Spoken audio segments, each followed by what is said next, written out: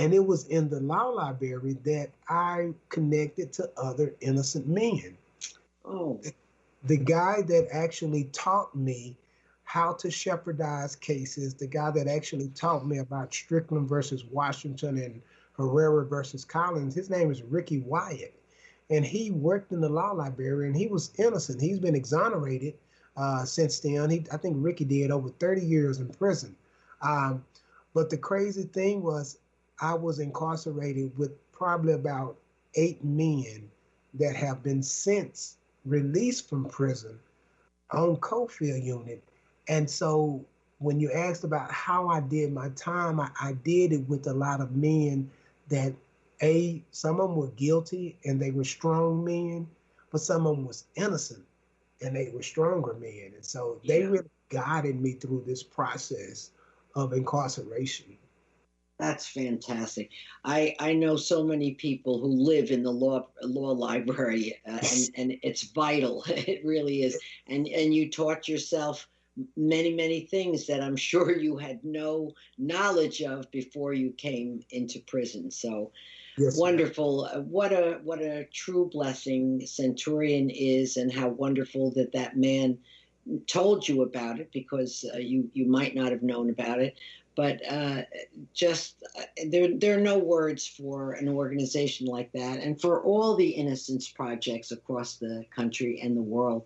So what I want to absolutely get to is what happened after you were exonerated and released from prison at the age of 34.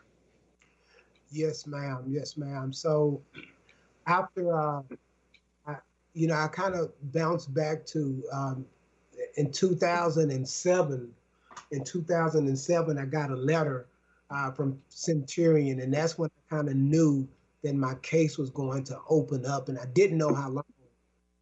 And when Jim and Cheryl came to visit me, they encouraged me to stay optimistic, and it was 15 months later Hmm. that I actually walked out. The fastest case that they have ever worked on. The fastest before me was Miss Joyce Ann Brown, which is my mentor.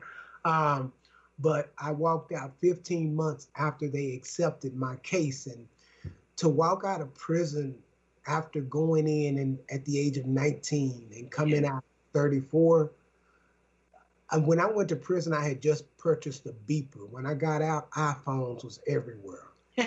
So that's just on a minute scale Yeah. of how lost I was. Just the overwhelming sense of being handicapped, because it's not like in prison you're still interacting with society. You're totally disconnected. And so to thrust a person back into society after there has really been no mingling, it's very frightful. And so it was fearful for me. I was blessed that my mom was still alive. My dad had just passed 6 months before I got out. Uh, Thankfully, Jim McCluskey was able to visit him in the hospital, and he told him that they had found the evidence, and the district attorney's office was in agreement, and I would be getting out. And they told me right after he heard that news, he closed his eyes. And my dad was a very vital part in my plight for my freedom. And so getting out of prison then was important for my family, my mom. But at the same time, um, I was blessed to have that support from Centurion as well. I know that there are a lot of organizations out there, but you know, when I got out in October the next year, I'm being flown to Princeton just for an engagement with other exonerees, and that was just another family for me.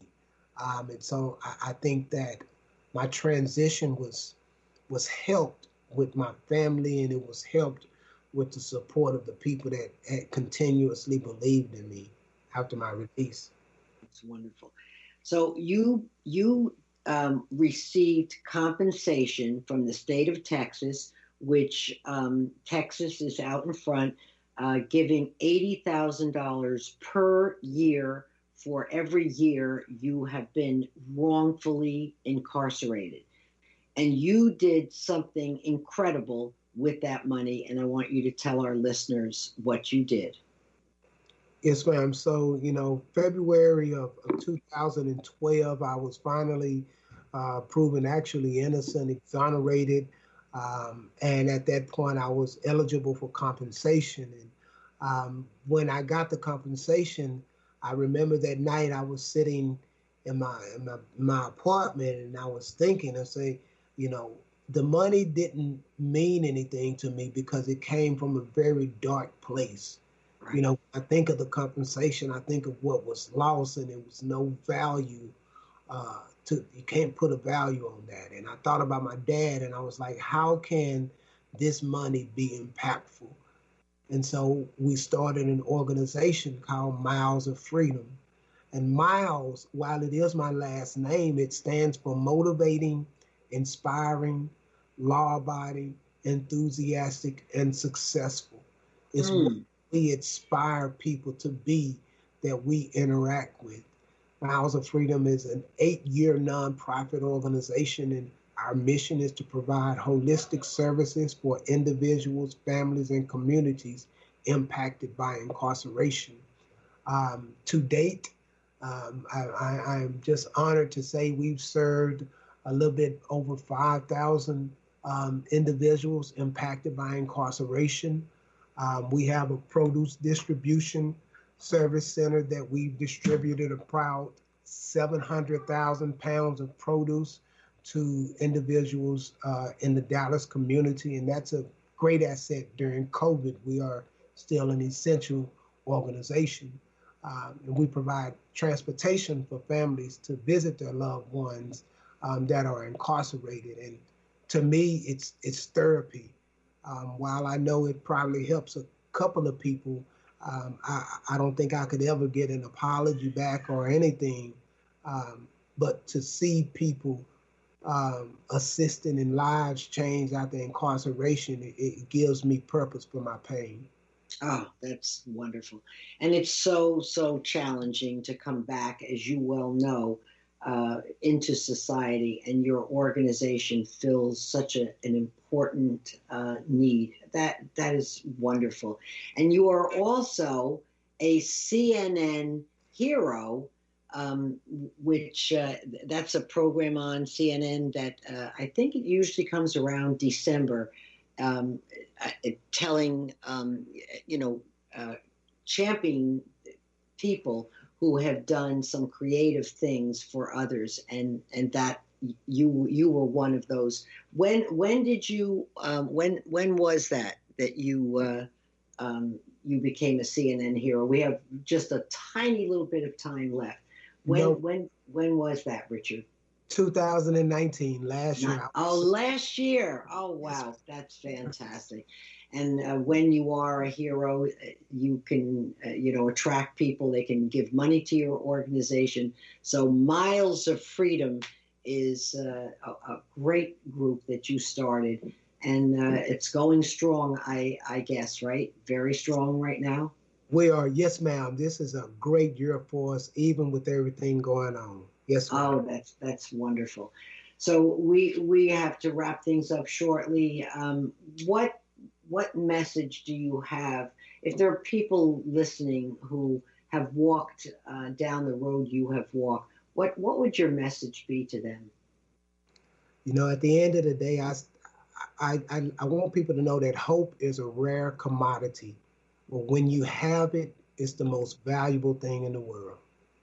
That's wonderful, and certainly Centurion gave that hope to you. And how lucky we all are, Richard, to have you and the organization that you started. What a great thing to do with that compensation money is to help others who had the same pain that you had, and make their journey back to society much easier. I want to thank you so much for being on the program today, and what a great ending to our 4 podcasts, 3 of which were with Jim McCloskey, and you brought up the end of the podcast with your personal story. I wanted to also say that the next time I have State Attorney Andrew Warren and Teresa Hall from Florida, who started a conviction integrity unit that Jim McCloskey mentioned. And there are a few of them popping up all over the United States. So we look forward to hearing from them and their attempt to solve some wrongful conviction cases. So we've raised awareness across the across the country with this problem. It's a big one, but at least it is being paid attention to now. So much more now than when Jim started way back in 1983. So thank you, Richard, so very, very much for spending time with us today and telling us of your inspiring story and the wonderful work that you do. And please keep doing the great work you do. Thank you. Thank you. All right. See you next time on Pursuing Justice.